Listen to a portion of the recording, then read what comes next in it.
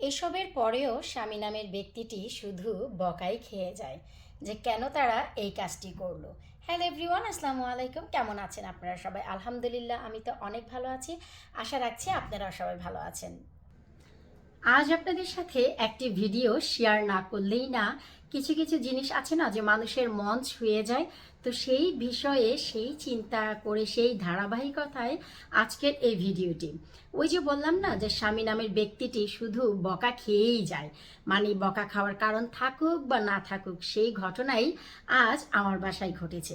তা কি, চলেন ভিডিওটি শুরু থেকে শেষ পর্যন্ত দেখার সবাইকে অনুরোধ জানাচ্ছি। এতে করে জানতে পারবেন স্বামী নামের ব্যক্তিটি কেন অকারণে শুধুই বকা খায়। আমাদের জীবনে কিন্তু হিরো দুটিই থাকে। আমরা মেয়ে মানুষ জন্মের পর থেকে কত রূপ যে আমাদের হয়। একটি মেয়ে তার মেয়ে হিসেবে বাবার বাড়িতে জন্ম নেয়, তারপর কারো স্ত্রী হয়, কারো আবার মা হয়, কারো ঘরের বউ হয়। কিন্তু এই যে মেয়েটার জীবনে দুটি হিরোই থাকে। বিয়ের আগে তার বাবা হচ্ছে তার হিরো, আর বিয়ের পর তার স্বামী হচ্ছে তার হিরো। আসলে এইসব কথাগুলো বলার কারণ কি?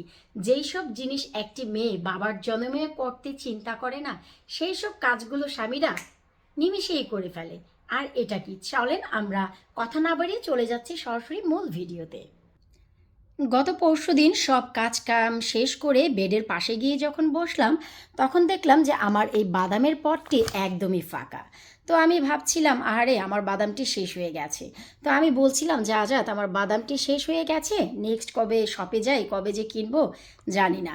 কথা বলে আমার কাজ শেষ করে আমি তো ভাই ঘুমিয়ে পড়েছি। তো আমার স্বামী আবার বেডের অপোজিট সাইডে বসে কম্পিউটারে কাজ করছিল। তখন সে যে কাজটি করলো, সে আমার জন্য অনলাইন থেকে বাদাম অর্ডার করলো। তো বাদাম অর্ডার করেছে আমি নিজেও জানি না। গতকালকে দেখলাম যে একটি প্যাকেট এসেছে। প্যাকেটটি খুলতেই আমি দেখলাম এই চমৎকার বাদামটি এসেছে, যার নাম হচ্ছে ব্রাজিল নাট। অসাধারণ সুস্বাদু খেতে, আর টেক্সচার অনেকটা ক্রিমি টেক্সচার। খেলে মনে হয় যে চিজ খাচ্ছি, এতটাই ক্রিমি লাগে। তো এই হচ্ছে ভাই গতকালকের ঘটনা। গতকালকে ব্রাজিল নাট এই যে আসার পর বক্সটি ভরে বেডের পাশে বসে প্রাণ ভরে খেয়েছি। কম্পিউটারে লাভলি ভিউয়ার্সের অনেক প্রশ্নের উত্তরে দিয়েছি। আর বাকিগুলো আসলে পাশেই ছিল, যেহেতু আর কোনো জারে আমি ভরি না, একটি জারেই ভরি। আমি বেসিক্যালি হাফ কেজি করে কিনি অথবা 300 গ্রাম করে কিনে আমার এই পটটি ভরে যায়, তাই বাড়তি আর থাকে না। আজাদ মিয়া যেহেতু 1 কেজি কিনেছে, তাই কিন্তু বাড়তি রয়ে গেছে। আজকে যে কাজটি হলো, কেন বললাম যে লোকটি শুধু বকা খায়, সেটার কারণ চলেন একটু দেখি।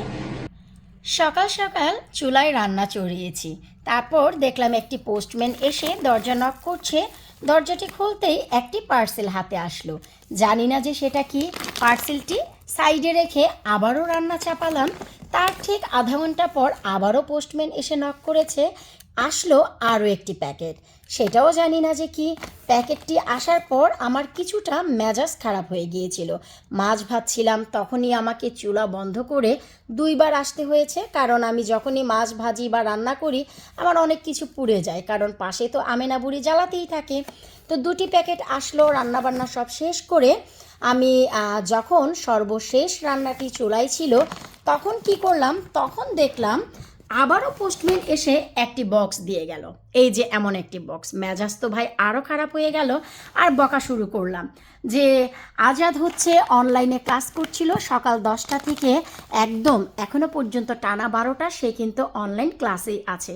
আমি বকা শুরু করলাম যে আজাদ, তুমি কি এমন কিনেছো যে একটার পর একটা পার্সেল আসতেই যাচ্ছে। আমি নিজেই তাকে বকাঝকা করছি। তারপর ভাই এই যে এই বক্সটি আসলো। বক্সটি আসার পরে এই বক্সটিও আমি খুললাম। এই যে দেখেন ভাই, আমি আপনাদের সামনেই খুলছি। খোলার পর এই যে মানুষের তো একটু ভাই কাণ্ডজ্ঞান থাকে। এই যে দেখেন, মানুষ একটি দুটি কিনে না রে ভাই, সে এখানে 1 কেজি কিনেছে কাঠবাদাম, এখানেও কিনেছে 1 কেজি কাঠবাদাম, 2 কেজি। এখানে 1 কেজি কিনেছে পিস্তেসু, 1 কেজি কিনেছে নর্মাল পিনাট, নর্মাল চীনাবাদাম, আর 1 কেজি তো আমি আপনাদের বললামই ব্রাজিল নাট। এই যে দেখেন, শুধু গত পরশুদিন বাদামের কথা বলতেই দেখেন কত কিছু চলে আসলো। প্যাকেটগুলো খুলে দেখি সবগুলোই আমার বাদাম। আর আমি রান্না চাপিয়ে তাকে শুধু বকাঝোকাই করছিলাম যে সে কী এমন কিনেছে, একটির পর একটি পার্সেল আসতেই যাচ্ছে আসতেই যাচ্ছে। এই যে দেখেন, পরে আজাদ মিয়ার অনলাইন ক্লাস শেষ হলো 10 মিনিট আগে। আমি তাকে বললাম যে কি ব্যাপার, তুমি এটা কি করেছো? পরে বলল পরশুদিন তুমি বলছিলা তোমার বাদাম নেই, ভাবলাম যে তুমি কত বাদাম খেতে পারবা দেখি, তাই তুমি তো বরাবরই কাশু নাট নিয়ে আসো, তাই আমি একটু ডিফারেন্ট, আমি কখনো আলমন্ড, কাঠবাদাম, ব্রাজিল নাট, পিস্তেসু অথবা পিনাট এগুলো আমি কখনো কিনি না। আমি বরাবরই কাশু নাট কিনি, সেটাই আমি খাই। আর কাঁচাটা কিনি, রোস্টেড আমি কখনোই কিনি না। তাই ভাবলাম তোমার যেহেতু বাদামের শখ, তাই আমি তোমাকে বাদামগুলো কিনে দিলাম। মেয়ে মানুষ বোঝেনি তো, ভিতরে খুঁতখুত খুঁতখুতানি আছে আমাদের। তো আমি জেনারেল তাকে জিজ্ঞেস করলাম যে এখানে কত টাকার বাদাম কিনেছো? সে বলল 77 পাউন্ডের। ওরে আল্লাহ, শুনে তো আমার মাথাটা একটাই চক্কর দিল। 77 পাউন্ড মানে বর্তমান টাকার রেট অনুযায়ী হচ্ছে বাংলাদেশি টাকায় 12,200 টাকার বাদাম এখানে। আমি তো আমার বাবার জনমে, বাবা তো নাই, কবরে চলে গেছে রে ভাই, বাবা তো বাবা, স্বামীর জনমেও আমি 12,000 টাকার বাদাম তো জীবনেও কিনবো না। এটা তো একদম মানে খাঁটি কথা, জীবনে কিনবো না। আর এই যে যে মানে ছোট ছোট কাজগুলো বড় বড় কাজগুলোতে রূপান্তর করে, এই জিনিসগুলো স্বামীদের দ্বারাই সম্ভব।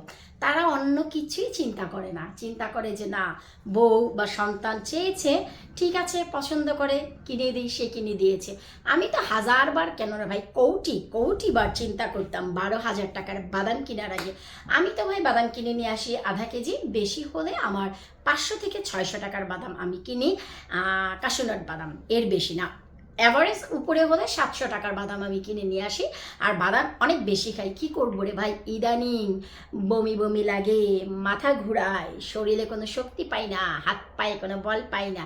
আসলে তা না, আমি অনেক আগে থেকেই, আপনারা যারা রেগুলার আমার চ্যানেলে ভিডিও দেখেন তারা অনেক আগে থেকেই জানেন আমি একটি বাদাম নিয়ে নিচ্ছি। আপনারা জানেন যে আমি একবেলা খাই, শুধু দুপুরে খাই, আর সকালে কিছু খাই না, রাতেও খাই না।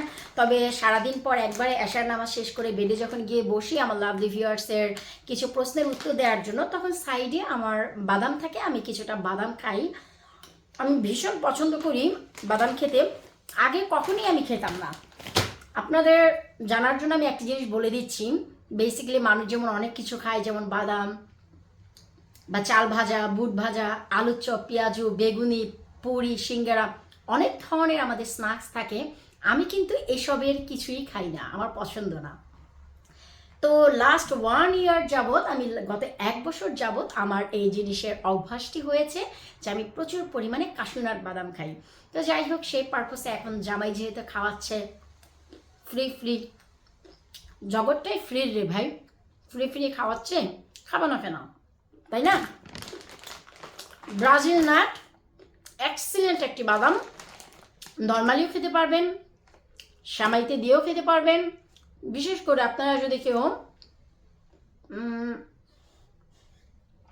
জর্দা রান্না করেন, সেই জর্দাতেও ব্যবহার করতে পারবেন। অনেকটাই ক্রিমি টেক্সচার, খুবই ভালো লাগলো আমার কাছে। গতকালকে রাত্রিতে অনেক খেয়েছি, কারণ এটা গতকালকে এসেছে। তো ভাবলাম যে এই জিনিসটি আপনাদের সাথে একটু শেয়ার করি, যে স্বামী নামের ব্যক্তিটি অযথাই বকাবাজি শোনে। আমি রান্না করছিলাম, একটার পর একটা পোস্ট আসছিল, আর আমি তাকেই বকছিলাম সে কি এমন কিনলো, একটার পর একটা আসছে, আমার রান্না ডিস্টার্ব করছে। খুলে দেখি রে ভাই, সবই আমার জিনিস। তো যাই হোক, জিনিসটি আপনাদের কাছে শেয়ার করতে পেরে আজকে আমার ভীষণ ভালো লাগছে, হালকা লাগছে। তাই আমি বলবো যে বিয়ের আগে একটি মেয়ের জীবনে হিরো তার বাবা থাকে, আর বিয়ের পর স্বামী থাকে। এটা কিন্তু মন থেকে বলছি ভাই। এই যে ভিডিও শেষ করে হয়তো বা এখন গিয়ে আবার স্বামীকে একটু বকাঝকা ঠিকই করবো কোনো কিছু করলে, এর মানে এই না যে সে আর হিরো না। সে আমার জীবনে হিরো, অনেক আগেও ছিল, এখনও আছে, সামনেও থাকবে। এই দুজনের জায়গা পৃথিবীতে কেউ কোনো দিন কাভার করতে পারেনি, পারবে না, আর পারবেও না জীবনে। এটা আমার ধারণা। আপনাদের কাছে ভিডিওটি কেমন লাগলো অবশ্যই ভিডিওর নিচে কমেন্ট করতে একেবারেই ভুলবেন না। ভিডিওটিতে যদি কারো মন ছুঁয়ে যায়, কারো স্বামীরা যদি ওয়াইফদের এইভাবেই সারপ্রাইজ করে থাকে, অবশ্যই কমেন্ট করে আমাকে জানাবেন। আপনাদের কার স্বামীরা, কারা আপনাদের জন্য এভাবে অনলাইন থেকে জিনিস কিনে সারপ্রাইজ করে। আজাদ তো আমাকে প্রায়ই করে, আমি যেহেতু গার্ডেনের জিনিস পছন্দ করি।